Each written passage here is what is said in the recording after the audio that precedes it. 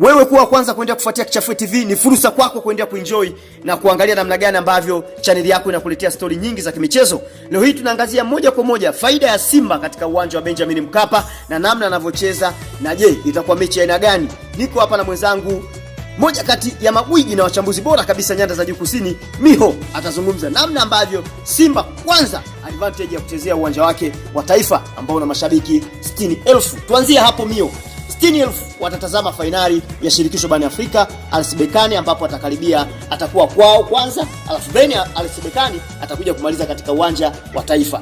Tuliangazie kwanza kwenye engo ya Simba atakapomalizia mchezo wake wa mwisho, tukiachana na mchezo ambao atacheza away. Kitu kikubwa ambacho tunakwenda kukiangazia ni faida ya Simba, hasa kuwa nyumbani ambapo atanufaika zaidi na full house. Nadhani ndio kitu ambacho tulikuwa tunajaribu kuweza kukizungumzia.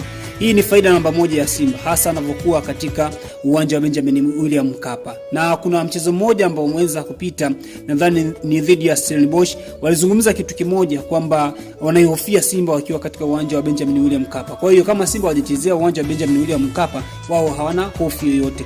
Ndio kitu ambacho timu nyingi ambazo zinatoka nje ya Tanzania wanapokwenda kucheza na mnyama Simba wanaogopa zaidi na wanaofia zaidi ni uwanja wa Benjamin William Mkapa. Kwa hiyo Simba moja kwa moja wanakwenda kunufaika kwa sababu namba ya mashabiki 60,000 ni uwanja mkubwa. Sawa, turejea hapo. Umesema mashabiki 60,000 ni moja kati ya advantage ya Simba kuweza kupata ushindi.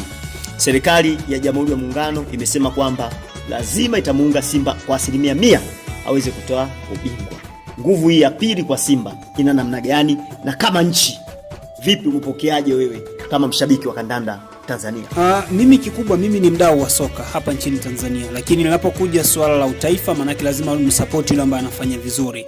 Simba anayewakilisha Tanzania katika michuano ya kimataifa. Kiu kubwa ya Tanzania na taifa kiujumla, serikali na wadau wa michezo, ni kuona klabu yoyote ambayo inatokea Tanzania inakwenda kubeba taji lolote kubwa la bara la Afrika. Sasa wakati ndio huu Cooks, Simba wanapewa support kubwa ya kuweza kufanya kitu kikubwa, kwa maana kwamba kuweza kulibakisha taji nchini Tanzania. Kwa hiyo mimi naona kwamba kwa support ambayo wameweza kutoa serikali ni kitu kikubwa kwa upande wa Simba. Serikali nao wanahitaji kuweza kuona timu yote ya Tanzania inabeba taji kubwa. Umesema wewe ni mdau, kwa kumalizia, karata yako unaiweka wapi kati ya Simba Sports Club kutoka Tanzania na RS Berkane?